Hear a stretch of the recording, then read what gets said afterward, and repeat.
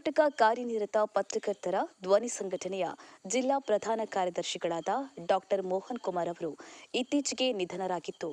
ಅವರಿಗೆ ಚಿಕ್ಕಬಳ್ಳಾಪುರ ಜಿಲ್ಲೆಯ doctor B R Ambedkar ಭವನದ ಆವರಣದಲ್ಲಿ ಇಂದು ಭಾವಪೂರ್ಣ ಶ್ರದ್ಧಾಂಜಲಿ ನಮನಗಳನ್ನು ಸಲ್ಲಿಸಲಾಯಿತು. ಪತ್ರಕರ್ತರ ಧ್ವನಿ ಸಂಘಟನೆಯ ಎಲ್ಲ ಪದಾಧಿಕಾರಿಗಳು ಪುಷ್ಪಾರ್ಚನೆ ಮಾಡಿ ಬಳಿಕ ಅವರ ಆತ್ಮಕ್ಕೆ ಶಾಂತಿ ಸಿಗಲೆಂದು ಕೆಲ ಹೊತ್ತು ಮೌನವ್ರತ ಆಚರಿಸಿದರು. ಈ ವೇಳೆ ಸಂಘಟನೆಯ ಅಧ್ಯಕ್ಷರಾದ ಮುತ್ತು ಕೃಷ್ಣಪ್ಪ, ಜಿಲ್ಲಾ ಉಪಾಧ್ಯಕ್ಷರಾದ ಬಾಗೇಪಲ್ಲಿ ಬಿಎ ಬಾಬಾಜಾನ್, ಸಹ ಕಾರ್ಯದರ್ಶಿಗಳಾದ ಪುಟ್ಟರಂಗಯ್ಯ, ಅಂಬಿಕಾ ಸುದರ್ಶನ್, ಚಿಂತಾಮಣಿ ತಾಲೂಕು ಅಧ್ಯಕ್ಷರು ಇಮ್ರಾನ್ ಖಾನ್, ಮುಖಂಡರಾದ ಅಂಬಾನಿ, ಮಂಜುನಾಥ್, ಜಗನ್ನಾಥ್, ಮಹಮ್ಮದ್ ಮನ್ಸೂರ್, ಮಹಮ್ಮದ್ ಪರಮೇಶ್ವರ್ ಹಾಗೂ ಮತ್ತಿತರರು ಉಪಸ್ಥಿತರಿದ್ದರು. ದಾಸರಿ ನರಸಿಂಹಮೂರ್ತಿ, ಬಾಗೇಪಲ್ಲಿ. ಜೈ ಭೀಮ್ ನ್ಯೂಸ್ 24x7 ಇದು ಬಹುಜನರ ನ್ಯಾಯಕ್ಕಾಗಿ.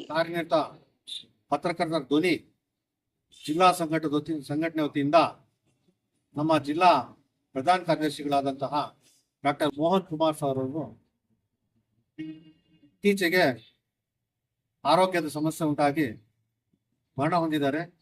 ಅವರು ನಮ್ಮನ್ನು ಅಗಲಿದ್ದಾರೆ. ಆ ದುಃಖ ಭರಿಸೋಕ್ಕೆ ಈಗಲೂ ಆಗ್ತಾ ಇಲ್ಲ, ನಂಬಕ್ಕೆ ಆಗ್ತಾ ಇಲ್ಲ. ಒಳ್ಳೆ ವ್ಯಕ್ತಿ, ಸರಳ ಜೀವಿ, ಸರಳ ಸಜ್ಜನಿಕೆ ವ್ಯಕ್ತಿ, ಸ್ನೇಹ ಜೀವಿ ಆಗಿದ್ರು. ಇವರು ಹಲವಾರು ಸಂಘ ಸಮಸ್ಯೆಗಳಲ್ಲಿ ಈಗಾಗಲೇ ಕಾರ್ಯನಿರ್ವಹಿಸಿದ್ದಾರೆ. ಇದಕ್ಕೂ ಮುಂಚಿತವಾಗಿ ಅವರು ಒಬ್ಬ ಸರ್ಕಾರಿ ನೌಕರನಾಗಿ ಸರ್ಕಾರದ ಸೇವೆ ಸಲ್ಲಿಸಿದ್ದಾರೆ.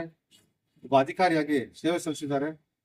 ಅದರ ಜೊತೆಗೆ ಕರ್ನಾಟಕ ಹಸಿರು ಸೇನೆ ಸಂಘದಲ್ಲೂ ಸಹ ರೈತರ ಪರವಾಗಿ ಹೋರಾಟಗಳಲ್ಲಿ ಪಾಲ್ಗೊಂಡು ಯಶಸ್ವಿ ಹೋರಾಟಗಳು ಮಾಡಿದ್ದಾರೆ. ಅದೇ ರೀತಿಯಾಗಿ ಮಾನವ ಹಕ್ಕುಗಳ ಸಂಘಟನೆಯಲ್ಲೂ ಸಹ ಹಲವಾರು ಹೋರಾಟಗಳ ಬಗ್ಗೆ ಅಧಿಕಾರಿಗಳಿಗೆ ಬಿಸಿ ಮುಟ್ಟಿಸಿದ್ದಾರೆ. ಜನರಿಗೆ ನ್ಯಾಯ ಒದಗಿಸುವಂತ ಕೆಲಸವನ್ನು ಮಾಡಿದ್ದಾರೆ.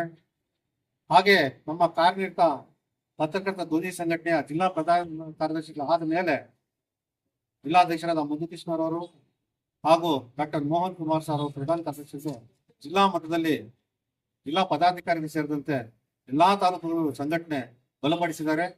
ಮುಖ್ಯವಾಗಿ ಗುಡಿಬಂಡೆಯಲ್ಲಿ ತಾಲೂಕು ಘಟಕ ರಚನೆ ಸಂದರ್ಭದಲ್ಲಿ ಸಹ ಡಾಕ್ಟರ್ ಮೋಹನ್ ಕುಮಾರ್ ಸರ್ ಅವರ ಪಾತ್ರ ಬಹಳಷ್ಟು ಮಹತ್ತರವಾಗಿತ್ತು.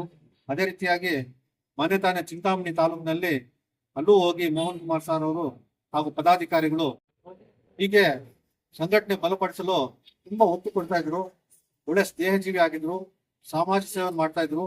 ಅದೇ ರೀತಿಯಾಗಿ ಗೌರಿಬಿದನೂರು ಮತ್ತು ಸುತ್ತಮುತ್ತಲು ಚಿಕ್ಕಬಳ್ಳಾಪುರ ಜಿಲ್ಲೆಯಲ್ಲಿ ಎಲ್ಲೇ ಕಾರ್ಯಕ್ರಮಗಳಾದ್ರೂ ಸಹ ಸಹಾಯ ಹಸ್ತವನ್ನು ಚಾಚ್ತಾ ಇದ್ರು. ಅದು ಯಾವುದೇ ಸಂಘಟನೆ ಏನೇ ಕಾರ್ಯಕ್ರಮ ಮಾಡಿ ಹೇಳ್ಬೇಕಂದ್ರೆ ಕಳೆದ ತಿಂಗಳು ಇದೇ ದಿನ 25ನೇ ತಾರೀಕು ನಾವು ಭಾಗ್ಯನಗರದ ಹೈವೇ